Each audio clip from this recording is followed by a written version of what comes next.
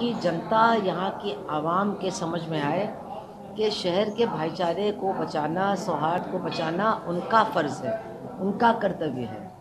और जो घटनाएं घटी हैं उनसे इंदौर की जो विरासत है, जो अहिल्याबाई की विरासत है, उस पर हमको लगता है बहुत धब्बा लगाने का काम किया गया है। तो हम लोग तो केवल इंदौर के लोगों से अपील कर सकते हैं कि ये जो हो रहा है इसको आप देखिए और इसको आप रोकिए, क्योंकि हो क्या रहा है। मैं नहीं कहती हूँ कि एक तरफा अपराध हो रहे हैं, लेकिन ज़्यादातर एक संगठन है या कुछ संगठन हैं जो सरकार के साथ जुड़े हुए हैं, जो हमले कर रहे हैं और गरीब अल्पसंख्यक के लोगों पर कर रहे हैं। गोलगप्पे वाला, चूड़ी बेचने वाला, भंगार का काम करने वाला, और जो गरीब लोगों के मोहल्ले हैं वहाँ जा कर के भाषण देना, तकरीरें करना, हिंसा की बात करना, ये जानबूझ कर के उनकी तरफ से हो रहा है। और फिर जैसे बॉम्बे बाज़ार में हुआ, अल्पसंख्यकों की तरफ से भी आपराधिक कार्रवाइयाँ निश्चित रूप से हुई हैं। लेकिन हमें जो परेशानी है वो ये कि प्रशासन का जो रुख है वो पक्षपाती है।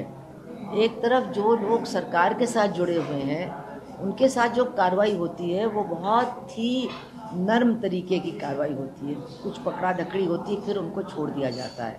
और जो अल्पसंख्यक समाज के लोग हैं उनके ऊपर बहुत सख्त धाराओं में मुकदमे दर्ज होते हैं, उनकी ज़मानत नहीं हो पाती है, दोषियों के साथ खूब सारे निर्दोष भी जेल भेज दिए जाते हैं। और एक तरह से लोगों को ये बताया जा रहा है कि कुछ लोग हैं जो कुछ भी कर सकते हैं, उनके खिलाफ कुछ नहीं होगा, और कुछ लोग हैं जिनको रगड़ दिया जाएगा। अब इससे ये हो रहा है कि हिंसा करने वालों का मन बहुत बढ़ रहा है। और अभी हमने देखा कि एक पान वाले को भी गोली से मार डाला गया, जो कुछ चंद रुपए के पीछे।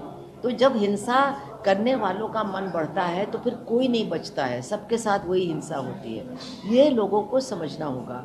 और इसके पीछे जो राजनीतिक साजिश दिखाई देती है वो ये कि पिछले चुनाव में इस मालवा में भाजपा की सीटें बहुत कम हुई हैं, और ऐसा लगता है कि उसके नेता ये समझ रहे हैं कि उनके खिलाफ जो एक जनता में आक्रोश बढ़ रहा है, डीजल पेट्रोल के दाम को लेकर के, गैस सिलेंडर के दाम को लेकर के, ये कड़वा तेल, मूंग की दाल के दाम को लेकर के, जो जनता का गुस्सा है उससे बचने के लिए अब एक ही उनके पास हथियार है, वो है सांप्रदायिक ध्रुवीकरण करना और लोगों को धर्म के नाम पर लड़ाना और अपने साथ लाना।